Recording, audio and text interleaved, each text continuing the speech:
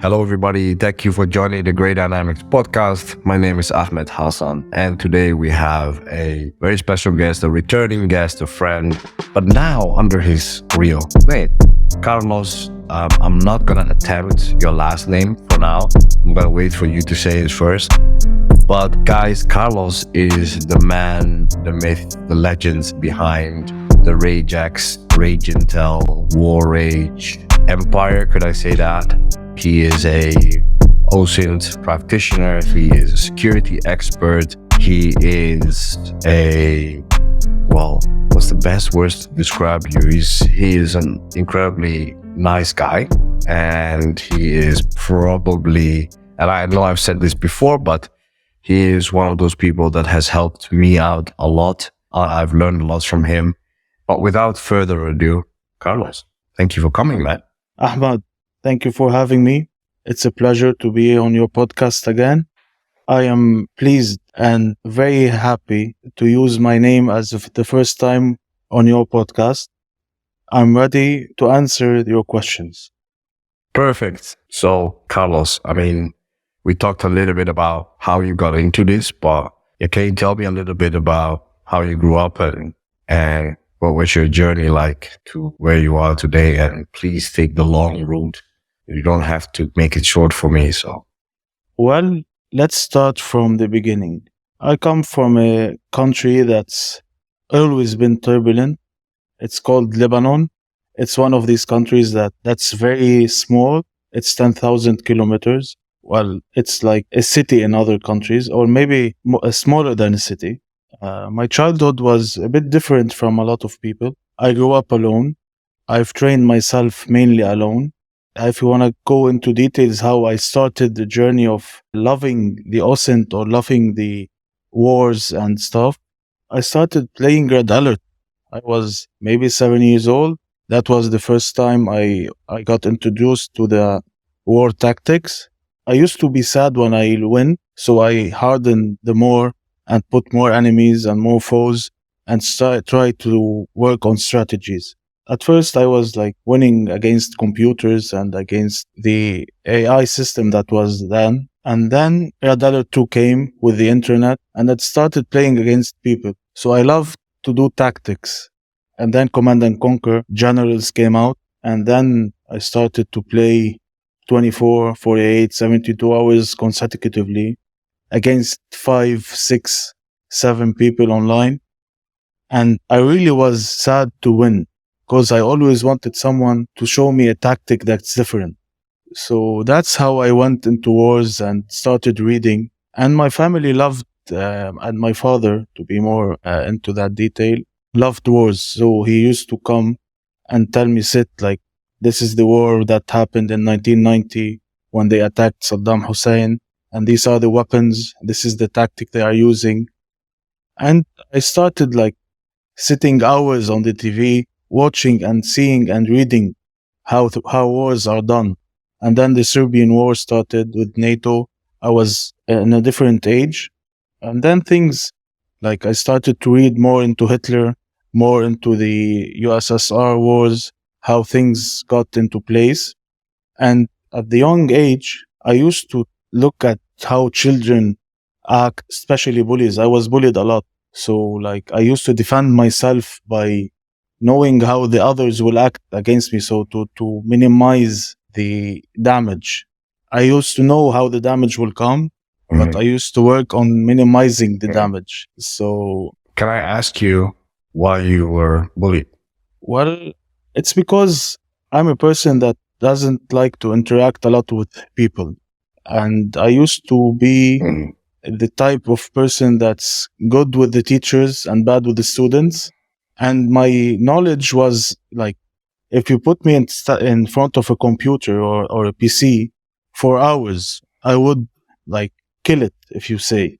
But then when it comes to books, and reading and stuff, I used to have problems with that. I wasn't able to focus on the studies. So my grades were not that good. I wasn't like a genius at the school. I was the kind of person that got 6 or 7 over 20 out of 20. I was like, my main passion was not studying. It was more to sit and alone, or to sit and read alone, or to watch and to like see how wars are being built, or how conflicts are solved or unsolved. I wanted humans or the computer or anyone that I'm against to win against me. Like, I wanted someone like to come and know my tactics so that I build more knowledge. So this is a small like idea of what things happened. Like, I used to know who bullied who, and I tried to protect the people that I could, to tell them that this guy is coming, or like, I was not a snitch, but I used to protect the people that were being bullied. So I used to get the hits myself, but I used to try and protect the people that were under threat, like girls or young women. So the bullies came at me. So I didn't care. My most intention was to protect the people that are around me. If you got what I'm saying, like, Sure. I'm not being a hero, but I know I can handle, let's say, a hit or a box or something like that. But that girl wouldn't be able to handle it. So I used to take it and stand in front of these bullies. And until the principal or someone comes, it will have ended, but I would have taken that shot. But I didn't care. It still happens till now. It's a bit hard now, but let's say I try to protect the people that need some protection, physically or mentally. You understand? So it's been maybe rough, but I used to see every child or every student, how he acts and what were his intentions, to protect the people that are unable to protect themselves. And after like age 14 and 15, things started changing. Like, rather than getting hit, I used to protect the people by not hitting back, but like as taking them as friends. So they knew that anyone that would have bullied or something, that I will protect them. I will not take the hits anymore. I will hit back. So it changed from like getting the hits to hitting back. And this is as a childhood. And of course, the red alert and the games and all the strategy tactics continued till now. Even till now, I still aim to play these games that are strategy games. Like, I'm not into command and conquer stuff. I'm more into strategy, tactical behavior. And if you want to go as how things were as a child, I used to get to sit, let's say, and see someone that's going around the house, and I see him again and again. So I used to take the number of the car and then give it to my parents. Like, this car is changed. Look into it. This person came and asked me my name. Look into that. This is his car number. So it's not a way of being an introvert.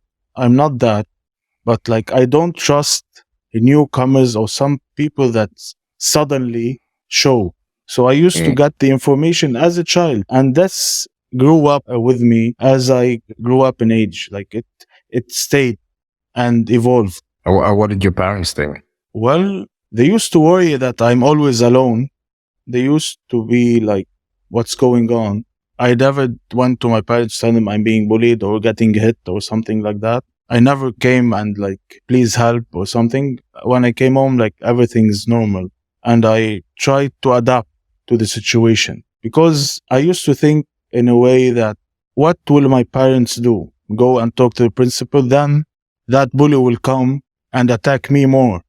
They are not with me at school. So the more I keep things under the table, the more it's better, until I get my revenge or get my payback. I've never done that, but at least until I reached a place that I could stand up for myself.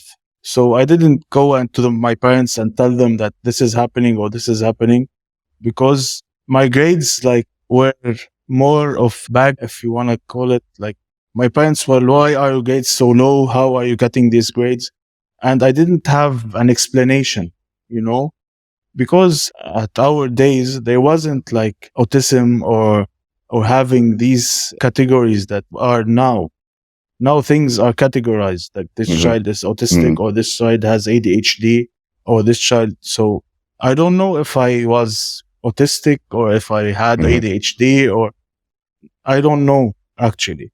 So I was a disappointment somehow, grade-wise to my parents, but I managed. I managed until an age that I could reach to what I really wanted to do. Okay. And that was? I trained myself. I love training. I love boxing. I love running. I do all types of sports that are available.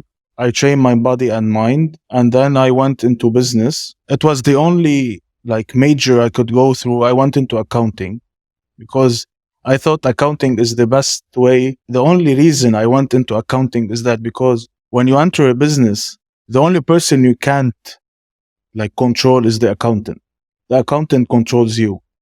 So the only reason I went into accounting was that I knew that no one can control me or no one can come and be the boss out of me, even if I have a boss or someone at that time when I was thinking of that major. But being an accountant, everyone will be afraid of you because you know the money, you know the tax, you know if they're paying or they are frauds. You'll capture them. They can't come and tell you go leave or something because you'll have them by the neck. Is that a good thing to be? Is that a good thing to have, that leverage? It's not leverage as leverage, but it's protection. You can get hundreds of managers. You can change your PR manager. You can change your HR manager. You as Ahmed, having an accountant is something that's dangerous to you because you'll know this guy will know everything about me. Well, financially, but not personally, of course. Okay, but finance in the end is personal, He'll know what you're spending. He'll know if you're going out. So the only major I was interested in was accounting. I was the top of my class and I took the degree. I worked for a year and then I took control of the security company.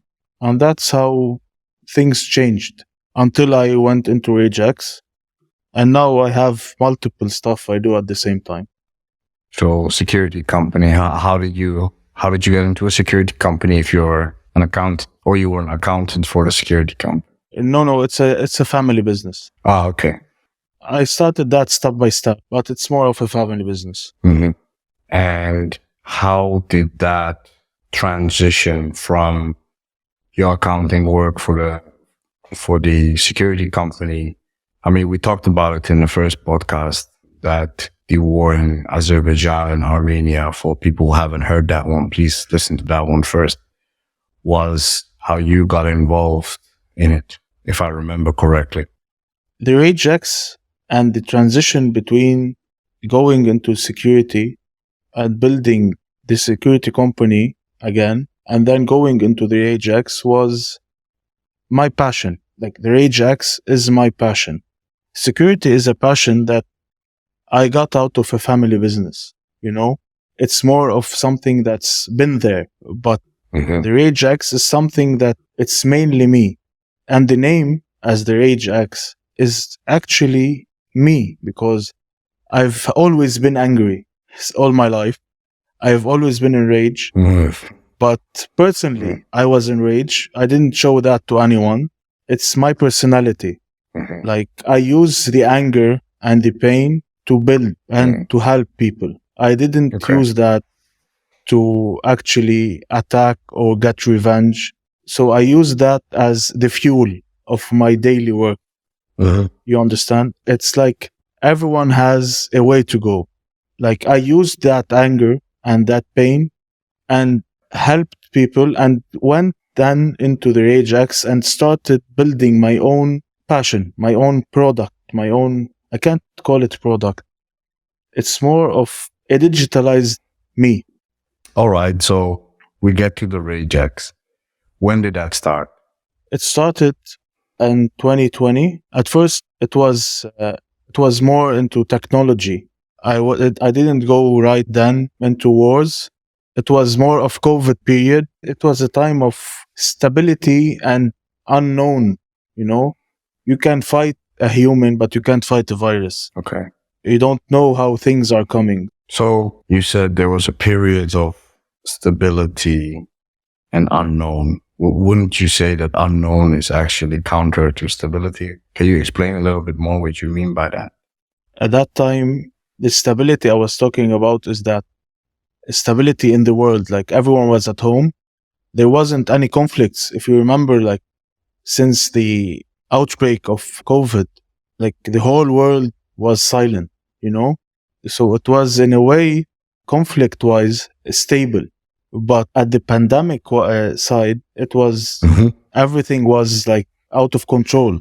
Economically, if you remember back then, fuel prices went to $0. Like now, fuel is something that's so essential that back then, fuel went to $0 and to $1. If you remember, like the fuel tanks and the fuel ships were at the sea and no one was buying fuel because like China was shut down, USA was shut down, Europe, the whole Europe was shut down. And like it was a time of silence before the rumbling started. After COVID, like you can see, like now every day we hear something. When COVID started, the whole government shut down. Like everyone wanted everyone to stay at home. And back then, the only conflict that started was the Azerbaijani war on Artsakh or Nagorno-Karabakh. So, I mean, you were saying you started off with technology, covering technology. I know that you are a big fan of technology. I think that we share that passion. How do you make that switch from technology to conflict and security? I used to watch how people used to talk about the new headphones and do podcasts about the new phones. And I was looking, I wanted to try to do that, but I didn't find myself in that place, you know? Like, okay, I love technology, but not to the extent to talk about it. And so it wasn't an option to go into that. It was not me. Like I love to use technology, but not to talk about technology and headphones or phones or stuff that have to do with my daily basics. And then when the war started and I started to read and analyze and I knew how things were going and started to work on that, I went into OSINT. And that's how baby steps started. And I got attacked. And I got attacked, like, okay, aren't I doing the same thing like others? And then I read how things are working with other people. And no, like I'm saying things as they are. So the more I got attacked, the more I put more effort into that stage. I lost my first account. I was like, whoa, I got suspended. This is good. Let's do a new account. So I did a new account. That's not how most people would react. You know, when you get suspended, they want to shut you out. They want you to go silent. And that's like, whoa, okay, I'm being listened to. My tweets are being read. Okay, let's go deeper and let's go more into that situation. And I did a new account and started working more. And I built the website. At first, my website was hideous. You know, it was like, it had all under 18 you can't enter because I used to post all the war crimes and I used to link them to my tweets because I knew if I got suspended, they could suspend my Twitter account, but they can't take out my website. So I went, okay, the only way to get my account not getting suspended and I can't show gore is to build a website, put money in that website, upload the videos on that website, and show the people the truth. And this is how my first connection between a website and Twitter account started. The only reason I started the website is that, okay, you want to shut me out on Twitter? Let's go. Let's do it. I'll build a website. I'll keep it there till eternity. You can't shut me down. I have the reason for a website. You can't suspend my website. So I used to tweet and link my tweets with the website. And that got a lot of people furious. And I really helped a lot of people. And to be honest, I got a lot of connections with the war crimes. And people talked to me because they wanted to start lawsuits against Azerbaijan in Europe. So yeah, I used to send them the links. Like, how could we show them? I was like, easy. These are the links. Show them. Build the case and I'll help you. And this is how I linked my first website to my Twitter account. So I lost 2 or 3 accounts on Twitter, but my website stayed. And that's the transition between the technology that didn't actually last that much and the war phase. Yeah. No, I think fascinating, first of all. I mean, you go into it at length in the last episode that you did, which was fascinating to me because obviously I didn't know all these things, right? So that was new to me. But what I'm really interested in is from a perspective of now you are more focused on not just conflict, wars. You cover, a wide scope of things. I know you have a full-time job, and how does your day look? How do you start? What is your process like? That's what I'm really interested in. Okay, my day starts at 6 a.m. I do a 5 kilometer run and then I train. I train heavy lifting for like 45 minutes and then do some boxing for around 30 minutes. So I'm fully trained. I'm fully focused at around 9 or 9:30 a.m. During that time, I read. I either read through Twitter or go through websites. I try to be up to date with what's happening. And then at 9:30, I connect with the company that I'm running. I do the stuff that should be done. I update my day and then go to the office. And through that time, as I'm working, I work on Ragex. Let's say I finish my day at around 5 p.m. or 6 p.m. I continue because security companies don't shut down. Like I have problems that happen at night. I have work that happens in the day. It's 24 hours. It's not like a shift that ends. So during that time, I'm also working on Ragex and I'm also working on my company. Let's say I go home, I eat, and then as I eat, I'm updated with what's happening. I write what I have to write.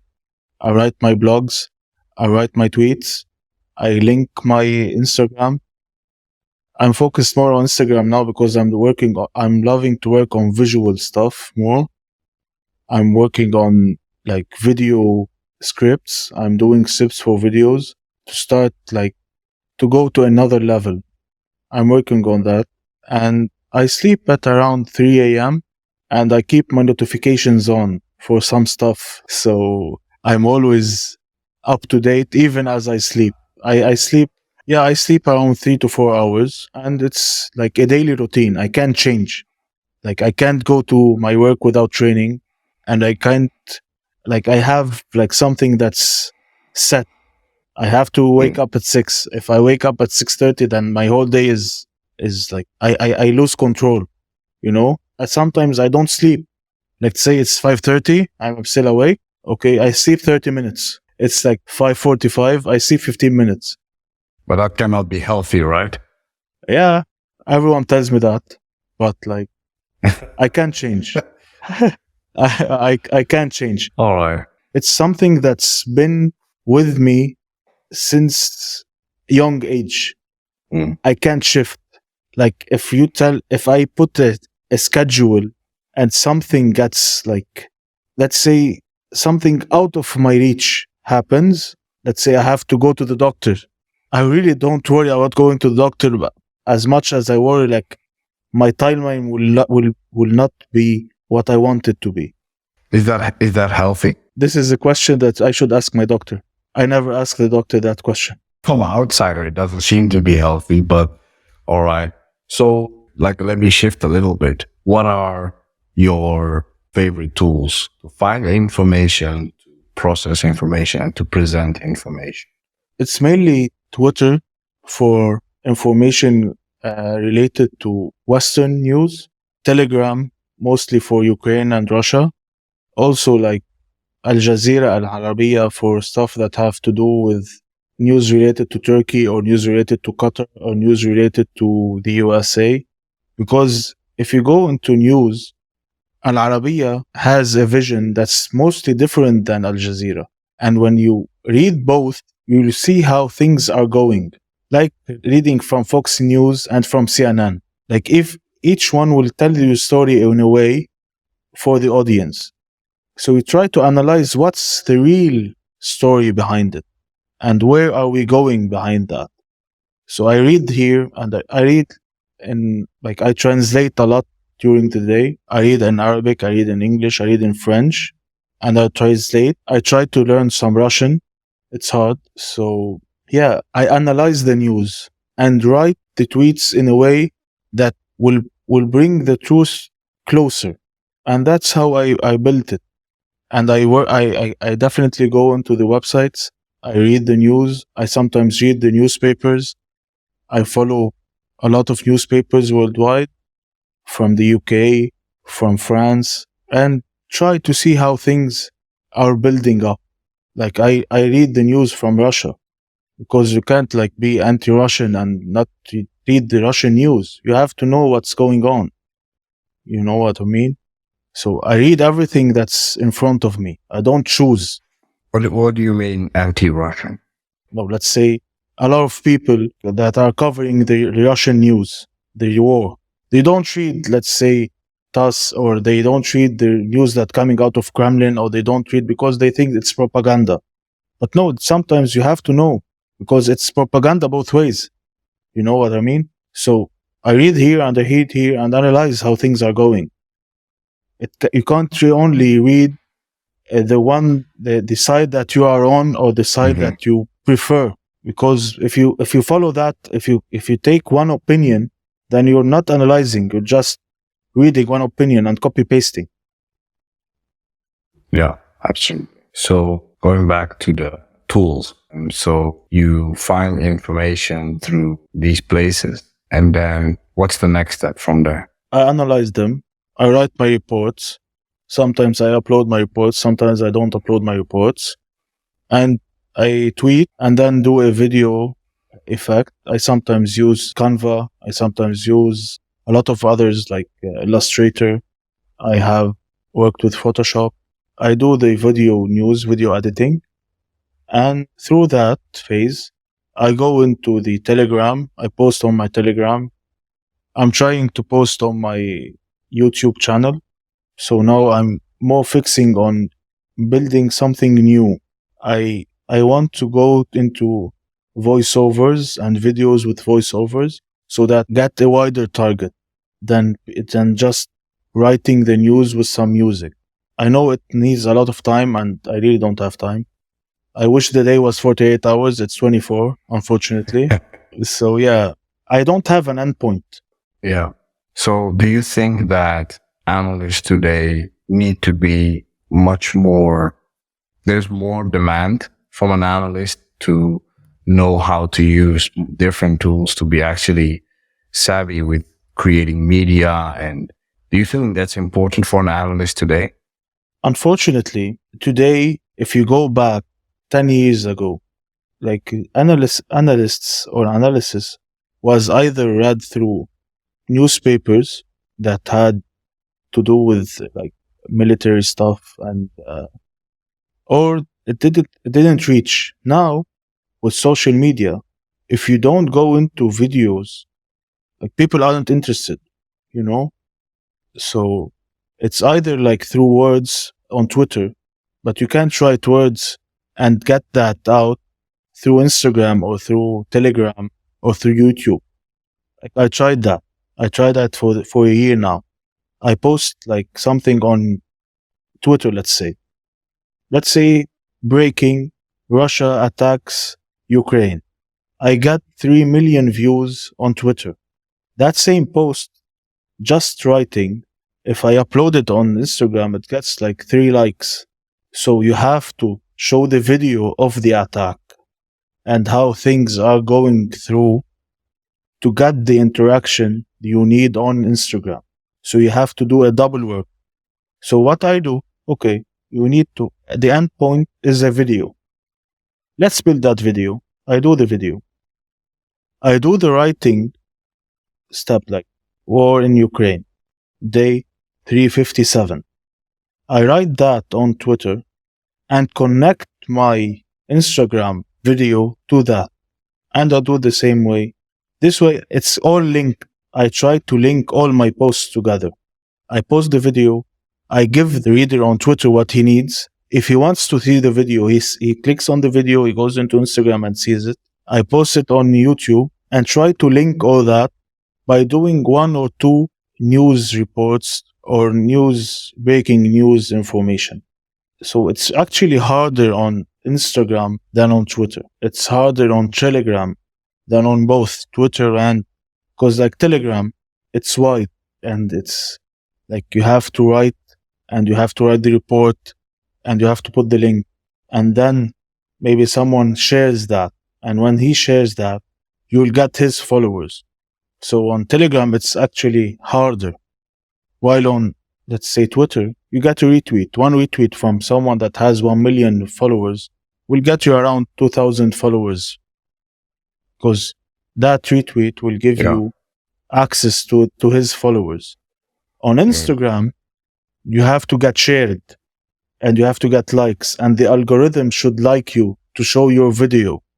So it's a matter of which type of news you want to show and how do you want to show it. So going visually now is more important than actually just writing the news. Do you think that's a problem?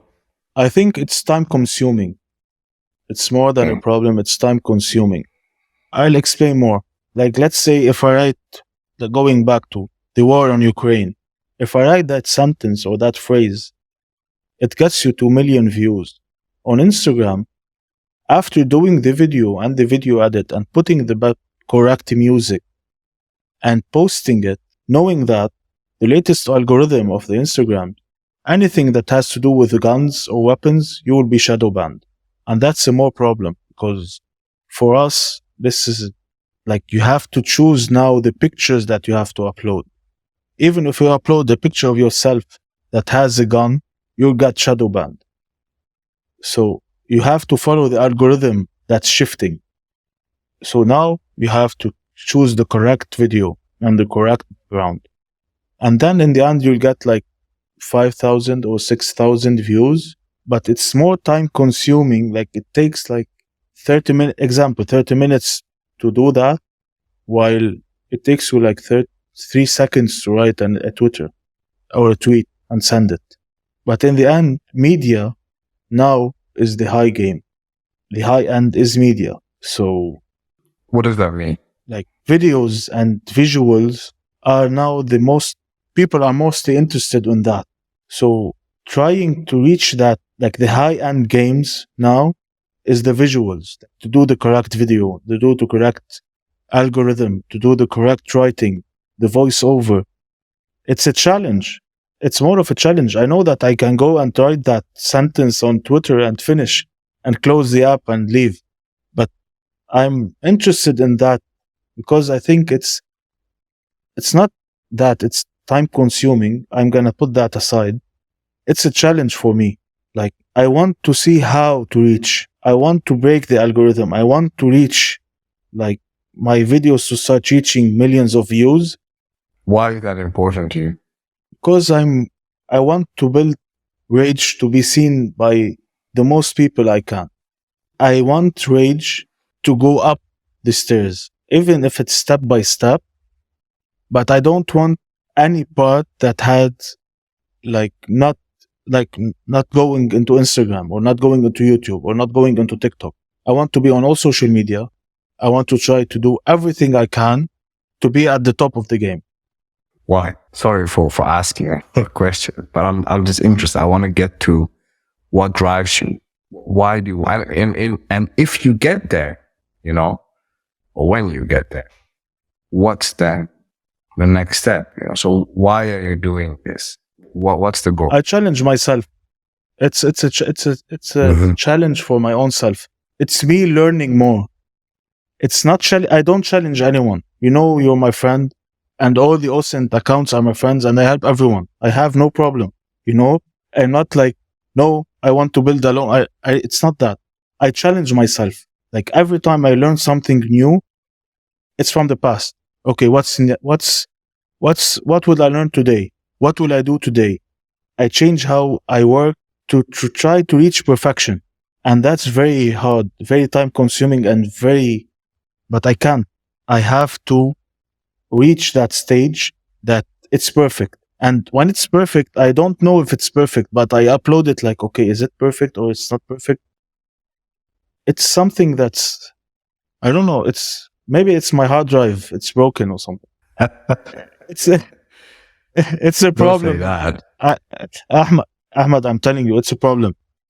Each time I learn something new and I reach that end point that I wanted to reach, I don't say, oh, okay, I reached that. What's the next step? And I start with the next step with something harder. And I try to learn something that's maybe takes people years of studying to do. But no, I want to learn that. I want to reach that phase. What's the end game? I really, really don't know. It's not something that I keep for myself. If I know what's the end game, I'll tell you. I have no intention of keeping anything for myself, you know?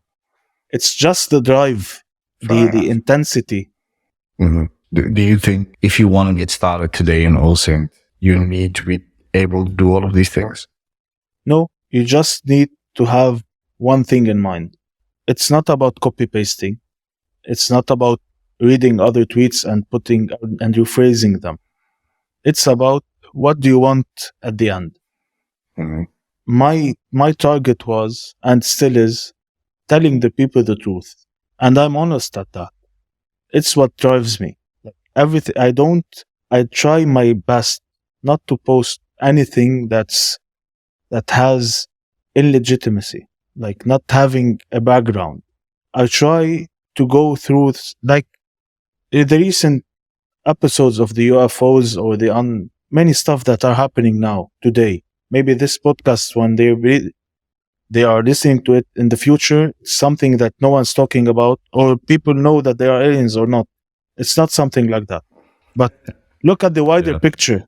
Look at the wider picture. What's happening in the USA today? Do you know the highest budget ever should be signed? The highest military budget should be signed by the US government.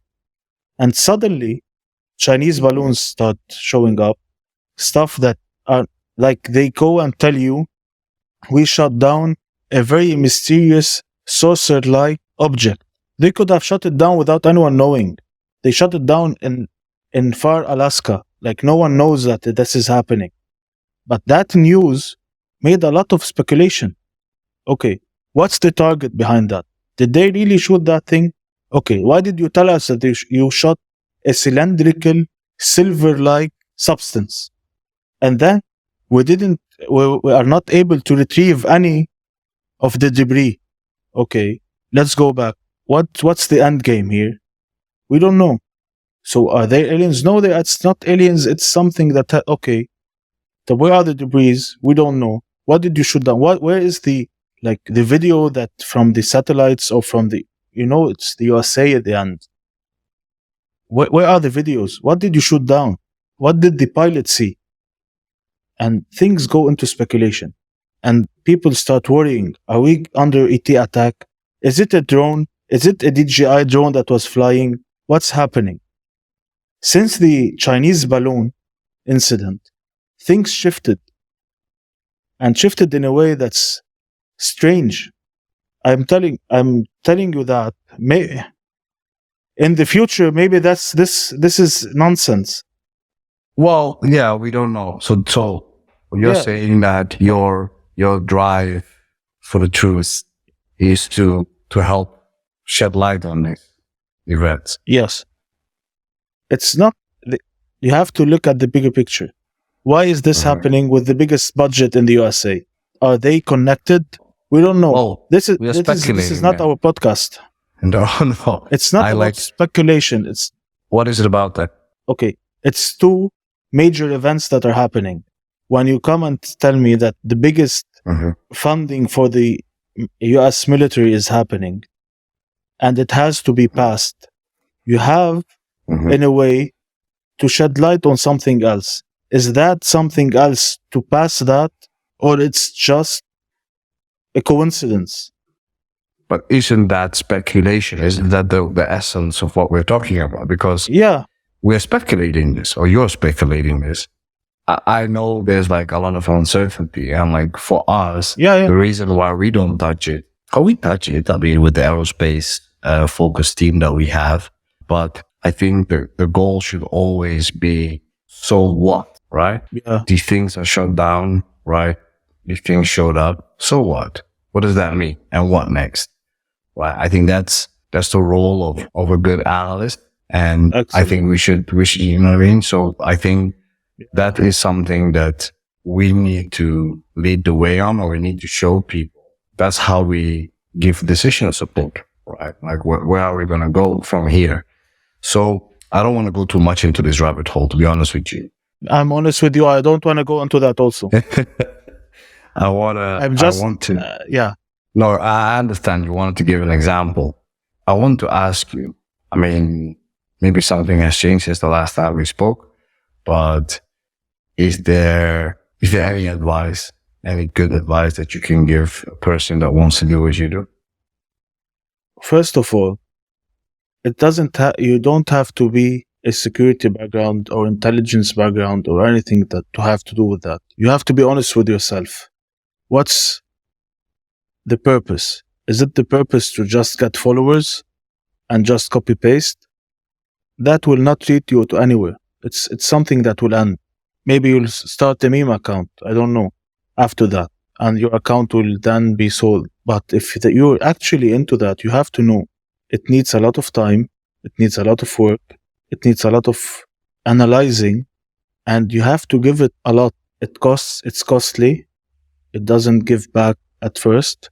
It's very important, like, to know that you are reaching to people with information, and that information could change people's lives. You could make problems to those people. You can't just like go and talk nonsense. It's very important to shed light on what's going on, but shed the true light, not the light that you want them to see. You don't give them your opinion at all. Give them your opinion under my opinion. And that's what I do. Like, I write a lot of information and I show my opinion. I write my opinion is, and I get attacked a lot because it's sometimes different from the information that I'm showing, but it's my opinion. But you can't show your opinion always, because that opinion maybe will offend a lot of people. You have to know it's something that's very difficult, because it's not you going out or showing your girlfriend or going out with your car and taking pictures of your car. It's information that has to do with people's lives that are changing. A lot of people are dying. This year alone, we have 300,000 of minimum of death between Ukraine and Russia. 300,000. And that's not a number that anyone's talking about. They just tell you that Russia lost this much and maybe Ukraine lost this much. But in the end, if you add them up, you have the minimum of 300,000 people that have lost their lives. Fathers, sons, wives. And this is dangerous. This is dramatic and drastic. And I don't see an end to that. But if you want to go into that deep phase, you will have to see the gore and the death and the blood. These are humans in the end. If it's Russia or Ukraine or Azerbaijan or Armenia, you have to know that you have to go through a lot. Are you into that just to get these followers? Okay, try. But it's not something that's easy. Yeah, we spoke about this in the last episode, right? We're like 35. Okay. I don't know anyone anymore. They all had dreams. They all had a lot of problems, medical problems, physical problems, So it's something that's very hard. Know that you're going into something that's very deep and very challenging. It's not something that has to do with everything that you're passing through. It's something that's dangerous for your mind and dangerous for the people that you are sending those messages to. Yeah. Oh, that's very important.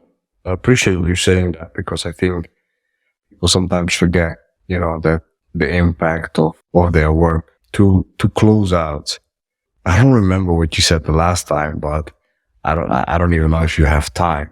But is there anything that you're watching or reading or listening to outside of this Is there anything that you relax with outside of maybe your sports? Is there any media, other types of media that you consume? To be honest, most of my day is listening to music, all types of music. I read and train. What do you read? Reading books now is out of the question because I don't have time for that. I'm reading. You gave me 2 books to read. I'm sorry I didn't start them yet. I told you that, but Fair enough. But with everything that's going on, I'm focused more on the daily stuff, the daily effects, especially what's going on in my country. My country is in ruins. And if anyone that's listening to me that's living in this country, take care of yourself. Things are going to be bad. It's very dangerous. The economic level, the crash, everything that's going on is very dangerous. Okay, I don't want to go into that, maybe on another level, another time, but yeah, for now, okay. I listen to music and I train and I read all the news that I can during that 24 hours a day, minus the time I sleep. Well, anybody who follows you will know that that's true, because the amount of time that you spend with this is absolutely crazy. And, hats off to you, man, because I think you're doing important work. As I said before, I think it shows that you put a lot of passion and love into it. And I think at the end of the day, whatever you do it with that type of passion and that type of love. But I will say this to you, and I will say this to the rest of the audience too, because we've been talking about this for a long time now. In previous podcasts, we've talked about this, and I will keep talking about it, is that take care of yourself, take care of your mind, take care of your body. Go out there, go for walks, work out if you can, like Carlos is doing, sleep, unlike Carlos is doing, and talk to people, talk to people outside of what you're doing, and talk to your family and stay grounded. I think that's very important. And obviously me and you will continue to keep talking. We touch base, I think, daily. So, Carlos, absolute pleasure. Again, thank you so much for being here.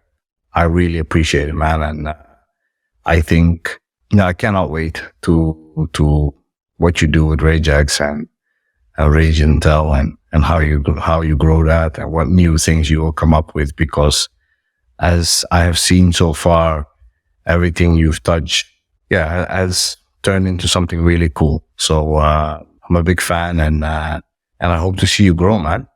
Ahmed, first of all, I want to thank you for having me. It's a really pleasure, a very important pleasure to me. I wish Great Dynamics all the best, and we are one team. Different names, but I promise you we are one team, and we'll continue to be that. I congratulate you on season 2, and I hope to be on season 3 also, maybe shed new information. I wish you all the best. Absolutely. And I know you will reach very, very high places. And I'm certain of that, because I'm very interested and amazed with your work, with the effort you put, and with the time you put. We don't talk about that because I'm the one that's being asked, but maybe someday you'll be at the other end of the microphone. I'm gonna say it again. Thank you very much, and it's been a pleasure. Always. And that's all for today. Thank you, Carlos, and for everybody listening. Again, thank you guys so much for all the support. I really appreciate it. We will share every place where you can find Carlos and Ragex in the show notes. So check that out. Just to remind everybody, guys, we have a subscription on the website where you can read some of our reports that our brilliant analysts are working on, some longer analysis and shorter stuff. Daily we publish. So if you want to have access to that and you're a listener of the podcast, you're in luck. We offer 20% discount now for yearly subscriptions. So if you want to have that 20% discount, please use the word podcast in the discount code in all small letters, podcast, and you'll get that. And you can just follow our work, or for the top secret description. You can get access to our community where you can talk to all the analysts. You can ask them questions. You can ask reports. So yeah, looking forward to engaging with all of you guys more on that. And I will talk to you guys very soon. Thank you again, Carlos, for being here. And talk to you soon. Thank you, everybody. You are welcome, my friend.